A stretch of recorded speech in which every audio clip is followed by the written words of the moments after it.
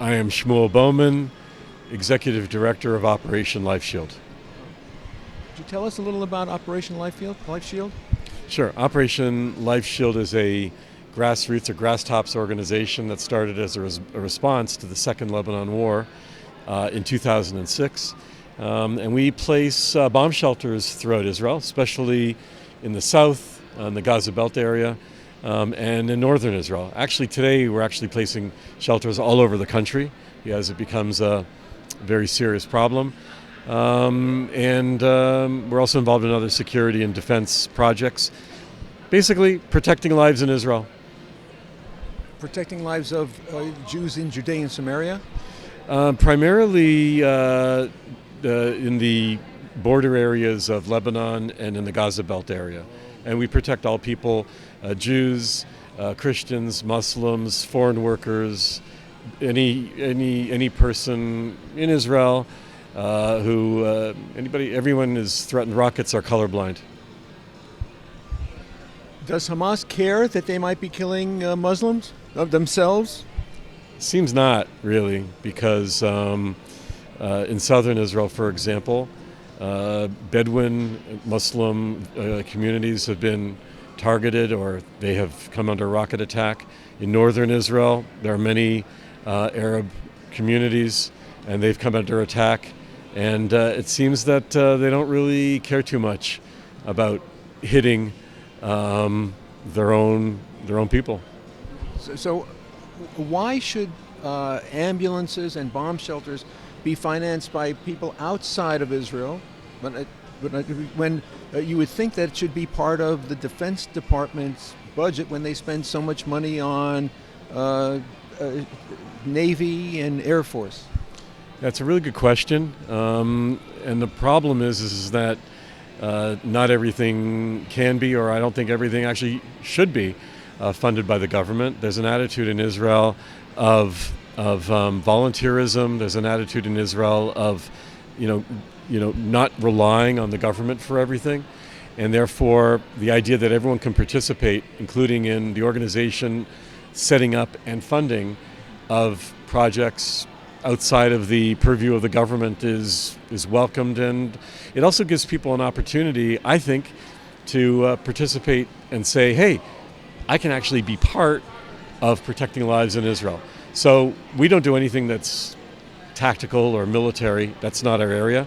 Everything that we're doing is humanitarian, life-saving, similar to ambulances, but in this case, shelters. Is there no alternative to having a private international funding for these bomb shelters? The government actually does fund some of the shelters in things, for example, at bus stops and things like that.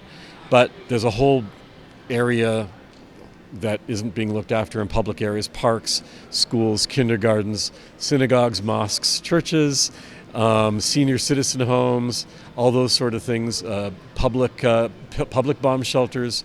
All these things are not looked after by the government. The government looks after some of the basics, and then we fill in the gap. Are there strings attached to these donations that come from Christian groups? I'm not saying in terms of tourism, but in terms of building, either buildings or contributions to Israeli charities.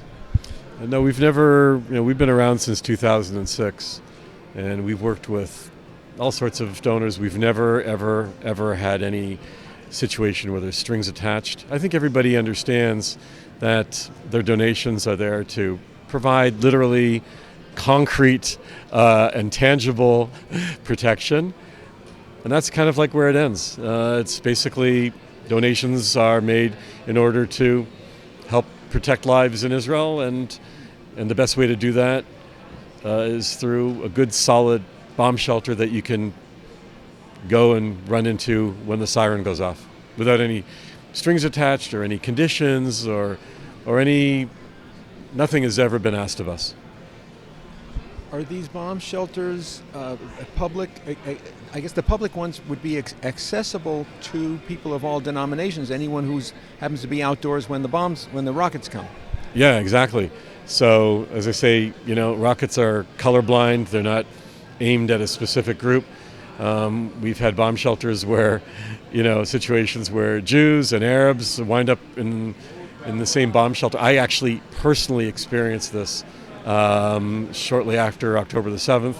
When I was it was around October the 11th or 12th or something like that. Can't remember. And I was actually filling up with gas at a gas station near Rahat, which is a Arab Bedouin town. And this gas station was run by an Arab Bedouin. And, here I am, an Orthodox Jewish guy, literally running into a bomb shelter with a Muslim Bedouin Arab guy. And the two of us were equally concerned about protecting our lives. And no one's like, oh, this bomb shelter is only meant for one denomination or one group or another. So Was there tension between the two of you? The opposite. It was actually, I would even say it was a beautiful bonding experience. How long do you spend in such a situation? Well, legally you're supposed to spend 10 minutes in this bomb shelter, but we kind of left after about 5. Don't tell anybody.